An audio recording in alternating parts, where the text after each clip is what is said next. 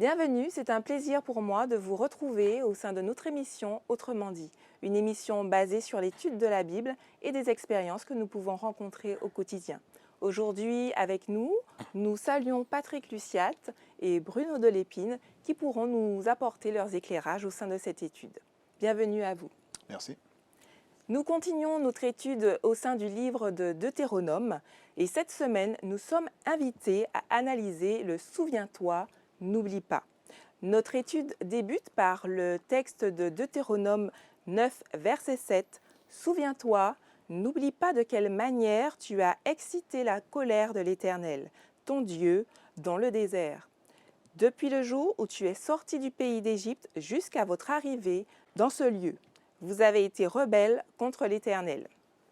Dieu réclame souvent à son peuple de se souvenir de toutes les choses qu'il a pu faire au cours de leur parcours.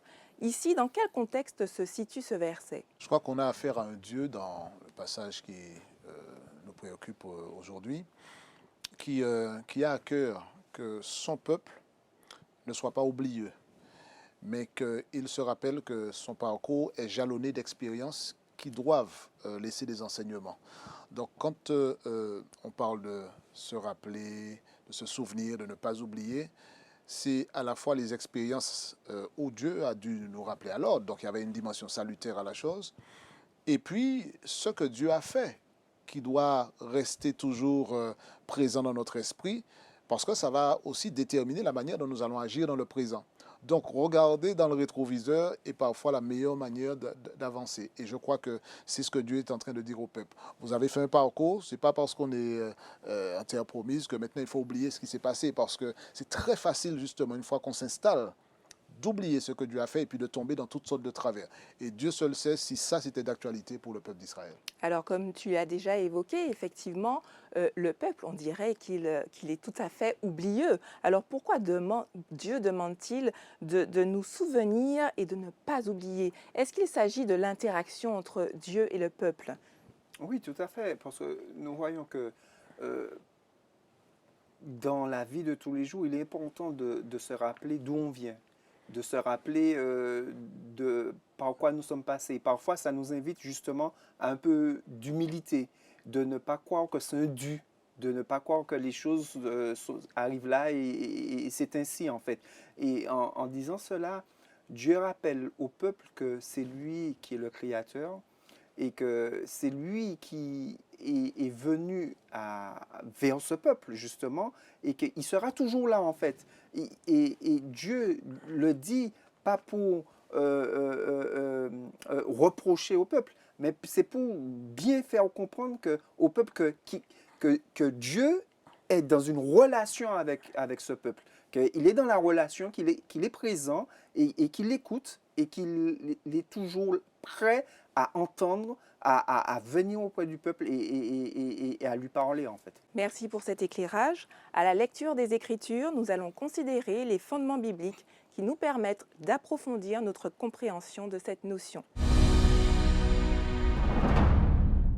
Le thème central de cette étude porte sur le souvenir. Nous l'avons vu déjà en début d'émission et de plus, le verbe se souvenir est présent de nombreuses fois dans le livre de Deutéronome.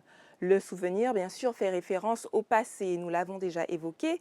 Est-ce qu'il ne s'agit pas de retour, encore une nouvelle fois, aux fondamentaux? De quoi devons-nous nous rappeler en premier lieu? Alors, déjà, qui est Dieu, d'accord? Ce Dieu-là qui nous accompagne, il faut toujours qu'on se rappelle qui il est, parce que tout le reste dépend de cela, d'accord? Selon que pour nous, Dieu est un être despote, un tyran, vous savez, un maître d'habitation, ou alors si nous le voyons comme un Dieu bon, aimant, qui a un projet pour nous permettre de nous épanouir, de nous enrichir dans cette relation avec lui, ça va changer beaucoup de choses. Mais dans le parcours, dans le cheminement qu'on aura, Dieu aura agi. Dieu aura ouvert le chemin pour nous. Dieu nous aura protégés. Dieu aura accompli de manière miraculeuse de grandes choses dans nos vies. Et Dieu sait comment l'homme a tendance à oublier. Et c'est très important qu'on sache, que ça soit clair dans notre esprit, que c'est Dieu qui nous a créés, et que depuis la création, Dieu a accompagné l'homme Mais on voit aussi les résultats de cette propension à pécher. L'homme est capable de traverser la mer Rouge à pied sec, de voir de grandes manifestations miraculeuses de Dieu. Et puis dans la seconde qui suit, si je peux dire, finalement oublier que ce Dieu-là a été le Dieu créateur, que ce Dieu-là a été bon pour eux, et puis de se tourner vers une autre divinité. Et je crois que quand on parle de se souvenir, ce n'est pas simplement pour faire un exercice de mémoire et pour savoir si finalement notre cerveau fonctionne bien. Toujours on est capable de lister tous les épisodes de notre parcours avec Dieu. Je reviendrai toujours à la connexion qui existe entre Dieu et son peuple. Est-ce que le Dieu qui a créé l'univers, le Dieu qui a lancé l'appel, qui a fait alliance avec les patriarches, qui a délivré le peuple d'Égypte, est-ce que je me rappelle cela simplement comme des événements historiques qui vont peupler mon imaginaire et qui vont simplement me permettre de me rappeler le bon vieux temps?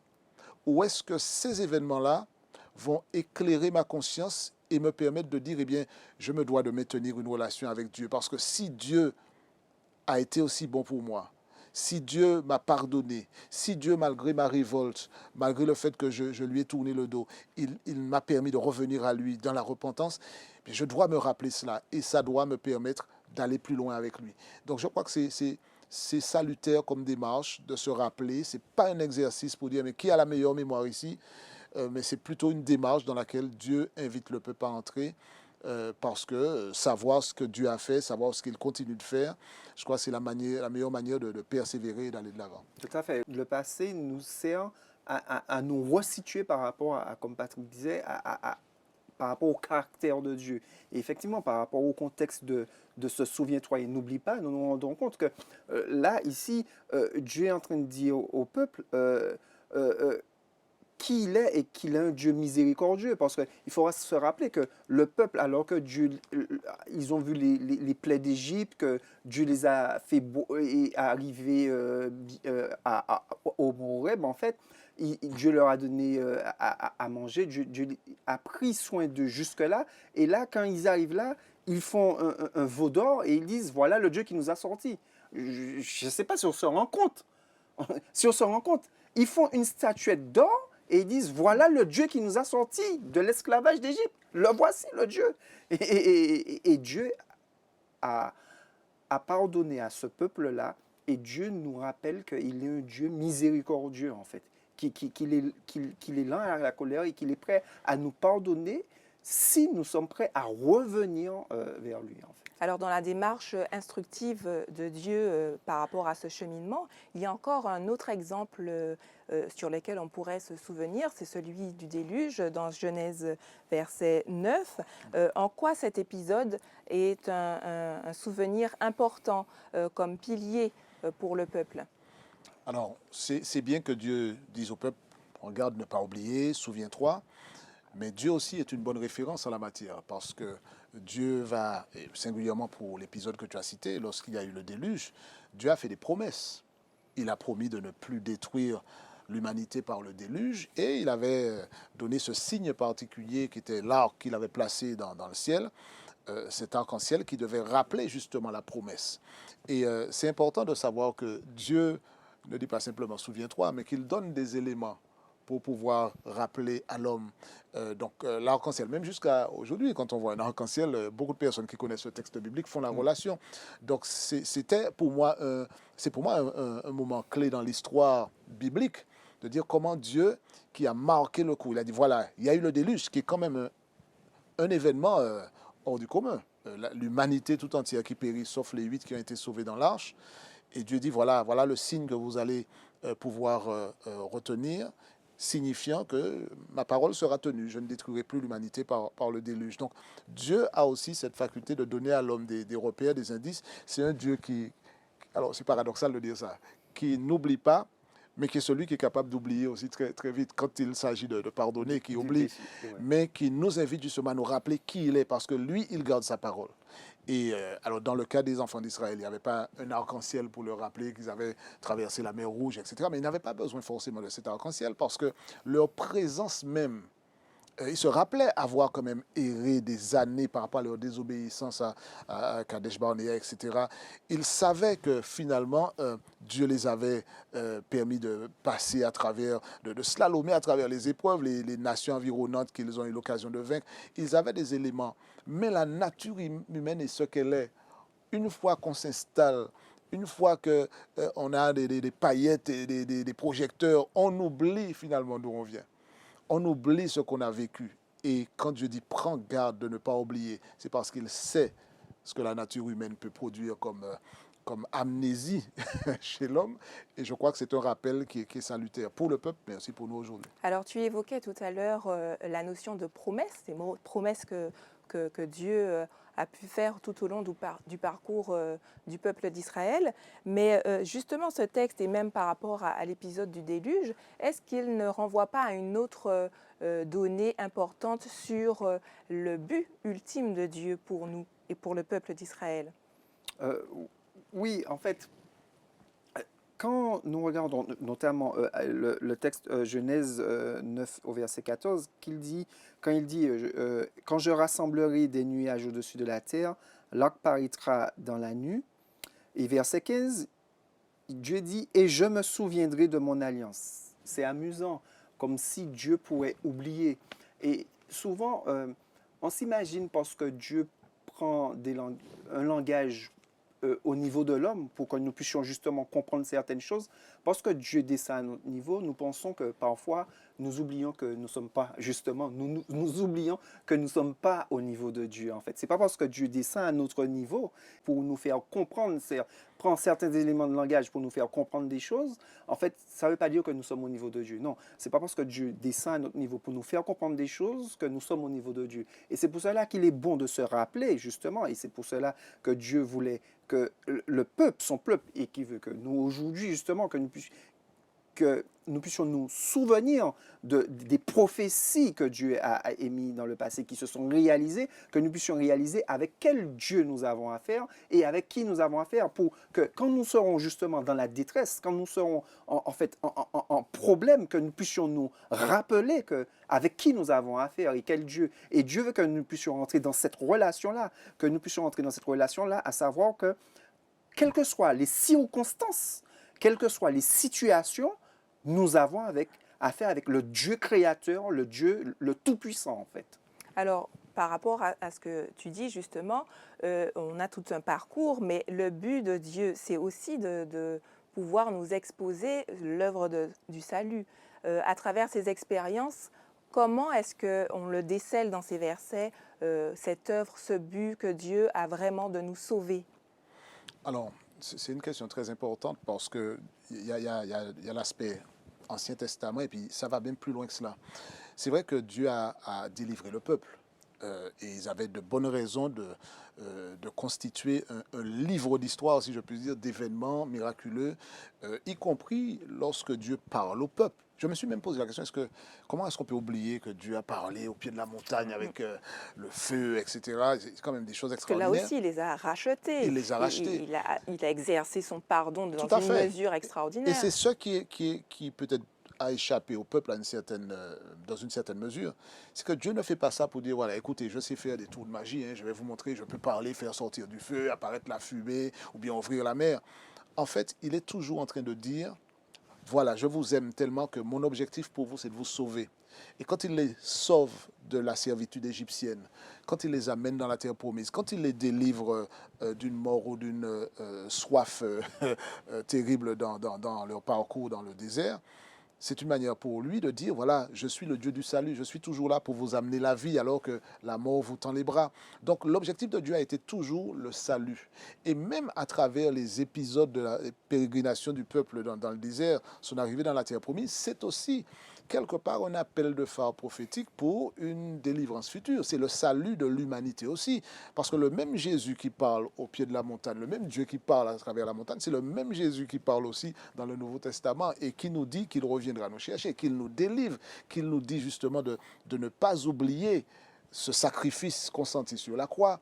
et la terre promise que les enfants d'Israël dont ils jouissaient à ce moment-là, eh bien, il y a une terre promise aussi qui attend ceux qui sont fidèles à Dieu. Donc, il y a une dimension christologique aussi dans le Deutéronome, mais l'histoire biblique dans son ensemble, de la Genèse à l'Apocalypse, c'est l'histoire de l'amour de Dieu pour sauver la race humaine. Et c'est là encore, je pense qu'on ferait une erreur terrible de lire ces récits dans Deutéronome en disant ah ben tiens, c'est bien, nouvel épisode, Jésus qui leur rappelle de ne pas oublier, puis il va lister les grands actes qui ont ponctué l'histoire, et puis ne pas discerner à travers ça la main du salut de Jésus. Dieu qui veut sauver la race humaine, il veut sauver le peuple d'Israël. Et à travers le salut d'Israël, c'est le salut de son peuple, y compris aujourd'hui. Mais cette histoire-là, ce récit dans Deutéronome, c'est un récit au cœur duquel il y a la volonté de Dieu de sauver. Sauver, je suis là pour vous sauver, sauver de la mort, sauver de la perdition, sauver de l'idolâtrie. N'oubliez pas ce que j'ai fait pour vous. Je vous ai sauvé là, je vous ai sauvé là encore. Je suis le Dieu du salut. Je vous veux avec moi, j'ai un projet pour vous. Je veux qu'on puisse nouer une relation. C'est ça qui apparaît en filigrane dans le texte, enfin en trait rouge, je devrais dire plutôt, hein, dans le texte. Et on ferait bien de s'en inspirer. Alors, en quelque sorte, Dieu a fait sa part. Et maintenant, qu'est-ce qu'il est attendu du peuple d'Israël et même par extension pour nous aujourd'hui? Ce qui était attendu effectivement au temps d'Israël, nous le retrouvons dans justement Deutéronome 4, verset 9. Seulement prends garde à toi et veille attentivement sur ton âme tous les jours de ta vie, de peur que tu n'oublies les choses que tes yeux ont vues et qu'elles ne sortent de ton cœur. Enseigne-les à tes enfants et aux enfants de tes enfants. Donc, nous comprenons bien, comme Patrick le soulignait tout à l'heure, pour Dieu, il était important que nous, le peuple, et pour nous aujourd'hui, qu'on n'oublie pas qui est Dieu et qu'on n'oublie pas ce que Dieu est capable de faire pour notre salut et pour notre bonheur. Et nous voyons qu'effectivement, qu'aujourd'hui, l'ennemi fait tout pour justement effacer Dieu dans nos vies, effacer Dieu dans la sphère sociale, effacer Dieu. C'est son but, c'est d'effacer Dieu. Il est là pour nous faire oublier que Dieu existe, pour nous faire oublier que nous avons, que si nous sommes ici, c'est parce qu'il y a un Dieu créateur qui l'a désiré. Son but, c'est justement qu'on oublie cela. Et Dieu, il nous dit, veillez sur vous-même pour que vous ne puissiez pas oublier que c'est moi qui vous ai créé, que c'est moi qui pourvois à votre vie, c'est moi qui vous donne la vie et c'est moi qui pourrai la prolonger en fait. Et ce que Dieu attend pour nous aujourd'hui, justement, c'est que nous puissions nous nourrir pour ne pas oublier cela. Parce que Dieu sait que si nous oublions cela, eh bien, l'ennemi aura vite fait remplacer Dieu dans nos vies par l'argent, par l'ambition, par la gloire. Et c'est ce que nous voyons qui détruit ce monde aujourd'hui. Et je termine sur ça. Parce que Jésus disait dans Matthieu 6, verset 24, nul ne peut servir 2 maîtres. Et il fait mention de Mammon et de Dieu. Et nous voyons qu'effectivement, pour reprendre un autre verset, 1 Timothée 6, verset 10, qui dit « Car c'est l'amour de l'argent qui est la racine, est l'une des racines de tous les maux d'aujourd'hui. » Et quand nous voyons la situation du monde aujourd'hui, nous nous rendons compte que effectivement, l'amour de l'argent, ce Dieu-là aujourd'hui, que c'est ce Dieu-là qui remplace le Dieu créateur, c'est l'amour de l'argent et qui est la racine de tous les maux de notre société aujourd'hui, en fait. Pour reprendre également le verset que tu as cité de Deutéronome 4, verset 9, on y note seulement « prends garde à toi ». C'est presque la première fois que Dieu s'adresse de manière directe et au singulier au peuple. Est-ce qu'il y a une notion particulière à comprendre par rapport à l'utilisation de ce verbe comme cela? Est-ce qu'il y a une prescription particulière à retenir là-dessus? Alors, je crois que Dieu est un Dieu très personnel. Donc, il parle au peuple. C'est à la fois collectif, c'est individuel, mais c'est purement relationnel.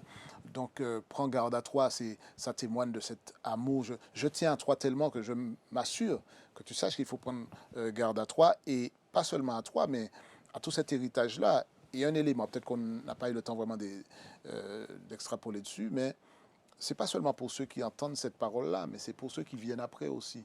Parce qu'il ne faut pas oublier que ceux qui sont entrés dans Tes la terre enfants, promise, on il y a une enseigne à tes génération enfants. avant Il y avait qui la notion devait, d'instruction. voilà, qui devait entrer dans la terre promise. Cette génération-là n'est pas entrée dans la terre promise, pour les raisons que nous savons, pour leur désobéissance, leur rébellion.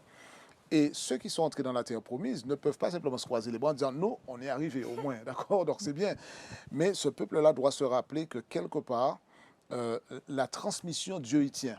N'oublie pas toi, mais quand tu seras mort, il faut que ceux qui viennent après, ils se rappellent aussi. Donc, dans l'expérience du peuple d'Israël, il y avait une forte importance accordée à cette transmission. Et Dieu veille à cela. Il dit, pas simplement transmettre la langue, pas simplement transmettre la culture, les pratiques. Il faut se rappeler ce que Dieu a fait. Il faut se rappeler qui est Dieu. Il faut se rappeler d'où vous êtes sortis, ou qu'est-ce que vous avez traversé et comment Dieu vous a amené là. Ne vous installez pas pour pouvoir justement obscurcir votre esprit avec des choses qui vont prendre la place. Et très facilement, ça peut prendre la place. On est là, il y a le lait, le miel, il y a les raisins, il y a tout. Finalement, la mer Rouge, c'est loin. Hein, Le confort, tout simplement. Le confort. Le confort. Et on oublie cela. Donc, transmettre aux générations, à tes enfants et à ceux qui viendront après. Il ne faut pas que ça se perde. Et ça, c'est quelque chose de capital. Par rapport à ce que Patrick disait, j'ai entendu dernièrement un sondage qui disait que maintenant, plus d'un Français sur deux déclarent ne pas croire en Dieu. C'est un sondage qui est sorti dernièrement. Et nous rendons bien compte effectivement que le fait de donner la place à la raison, de donner la place à toutes sortes à la science, eh bien, justement, on oublie et on efface Dieu. On oublie qu'il y a un Dieu créateur qui dirige ce monde, on s'émerveille face à la nature, on pleure pour la nature, pour l'environnement, mais on ne se rend pas compte, en fait, on a oublié qu'il y a un Dieu créateur qui a créé tout cet environnement. On regarde l'alchimie, la relation qu'il y a entre les abeilles, entre les animaux, on regarde toutes ces choses-là, et on oublie que s'il y a toutes... Dieu, finalement. Voilà, et on oublie que s'il y a toutes ces choses-là, c'est parce qu'il y a un Dieu, en fait. Merci, c'est ici que nous clôturons cette partie pour découvrir les solutions pratiques de nos vies quotidiennes. Dans notre parcours sur Terre et au regard des différentes expériences du peuple, quels sont les marqueurs qui peuvent être utilisés aujourd'hui dans nos vies pour nous permettre de nous souvenir? Je crois qu'il y a un recueil que je recommanderais à tout le monde qui contient un éventail complet des marqueurs qui pourraient nous rappeler. C'est la parole de Dieu, c'est la Bible qui nous rappelle que nous avons été créés, qui à travers par exemple l'invitation à observer le sabbat nous rappelle que nous avons été créés, qu'il y a un Dieu créateur, et quelque part il y a aussi une dimension eschatologique, hein, le Seigneur reviendra, le fait que nous puissions nous rappeler le sacrifice de Jésus à travers le service de Sainte Seine, etc. Tout ça, ce sont des éléments qui rappellent l'histoire. Donc dans la Bible, quand on lit de la Genèse à l'Apocalypse, on se rappelle effectivement les actes grands et forts de ce Dieu-là, et qui sont autant d'appels de phare pour nous dire, ok, souviens-toi de cela. Et s'il n'y avait pas la Bible, je crois que c'est quand même difficile à imaginer, mais ce serait quand même dommage parce qu'on n'aurait pas ce rapport historique. Nous n'étions pas là au moment où le peuple est entré dans la terre promise, où il a traversé la mer Rouge. Mais grâce aux Saintes Écritures, nous pouvons faire notre cet héritage-là et puis dire, voilà, nous n'étions pas là, mais nous sommes aussi dans la lignée de ce peuple-là. Et nous regardons effectivement ce qui a été écrit dans le texte à propos des actes de Dieu. Et puis au-delà de cela, nous regardons aussi aujourd'hui, parce que le Dieu qui a agi, qui a fait ces grandes choses qui sont rapportées dans le texte biblique, qui continue d'agir aujourd'hui, au XXIe siècle. Ceux qui nous regardent doivent se rappeler que c'est le même Dieu. Donc il agit de la même manière que je peux regarder dans Genèse, Exode, Deutéronome. Je peux regarder aussi, tiens, mais j'ai un frère, une sœur que Dieu a délivré, qui était en difficulté. Il ne faut pas que j'oublie ça. Moi-même, j'avais un problème.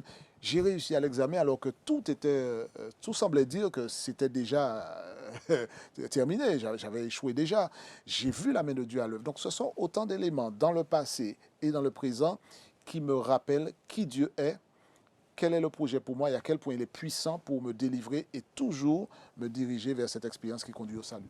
Et je voulais ajouter en fait qu'aujourd'hui, que tout est fait justement pour que nous puissions oublier. ce que Dieu a fait par le passé, pour que nous puissions oublier ce que Dieu est capable encore de faire. Et avec l'actualité qui change sans arrêt, des nouvelles sans arrêt, nous sommes bombardés de nouvelles pour nous empêcher justement, pour prendre notre temps en fait, et pour nous empêcher justement de passer du temps dans la Bible, comme Patrick le disait, pour nous empêcher de nous rendre compte que quand bien même les circonstances et les situations de cette vie sont placardées partout dans l'actualité, Dieu aura le dernier mot en fait. Et la Bible est là pour nous le rappeler. Et d'ailleurs, 2 Timothée 3 nous le rappelle aussi. Il nous dit que sache que dans les derniers temps, les choses deviendront difficiles. Et ce sont les temps que nous vivons en fait. C'est difficile pour beaucoup de gens, beaucoup de gens. On parle de burn-out qui est explosé, on parle de stress, on parle de psychologues qui sont de plus en plus visités dans cet instant. Et tout cela justement, c'est peut-être parce qu'en fait, le diable a réussi à nous faire oublier.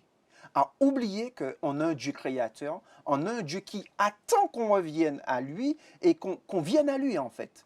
Et il est primordial que nous puissions prendre un temps pour passer du temps avec Dieu en fait. Alors comment faire? On a parlé surtout des marqueurs, mais comment faire pour ne pas oublier Dieu et passer ce temps avec lui? Alors, je crois que l'être humain a fondamentalement en lui le désir d'être heureux. Et Bruno souligne quelque chose d'important que je vais utiliser comme transition, c'est-à-dire qu'on a en nous cette soif d'être heureux, d'être apaisé. Et le monde nous offre tellement de possibilités. Vous aurez une maison confortable, vous aurez une belle piscine, etc. La télévision, 4K, on a tout ce qu'il faut. Finalement, Dieu, il descend dans le classement finalement. On ne se rappelle plus du tout. La mer Rouge, c'est vraiment loin. Même ce qu'il a fait pour nous, ça s'éloigne parce qu'on s'installe dans un confort qui va nous anesthésier. C'est le marchand de sable qui vient et qui nous endort et puis on oublie l'essentiel. Et je crois qu'aujourd'hui, il faut ouvrir sa conscience. Alors ça peut paraître très théorique, mais c'est vrai, il faut ouvrir son esprit à l'influence de l'Esprit de Dieu. C'est lui qui va me rendre alerte et va me permettre de réaliser que oui, il y a beaucoup de confort. La technologie nous permet de faire des choses phénoménales, mais il y a encore des gens qui se suicident, il y a encore des gens qui sont malheureux, il y a des gens qui ne trouvent pas le sommeil. Et c'est important de se rappeler que Dieu est encore là aujourd'hui.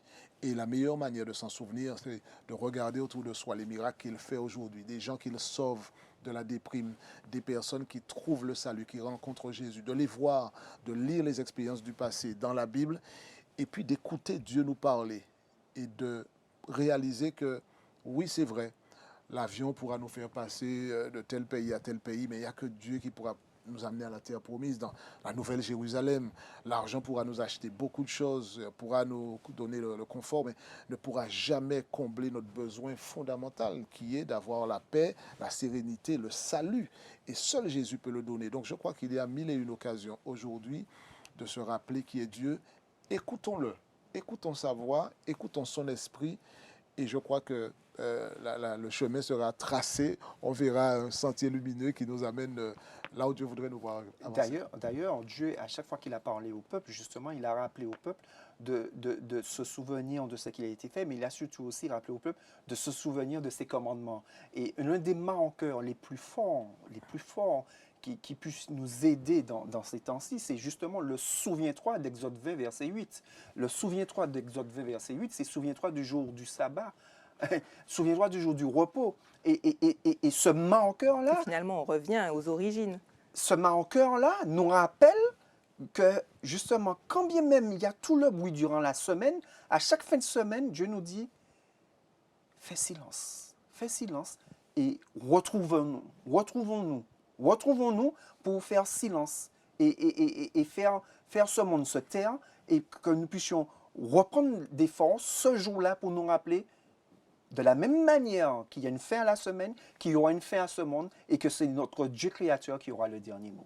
Ce sont là les mots de la fin. Merci à Patrick et à Bruno pour avoir partagé ces éléments de réponse.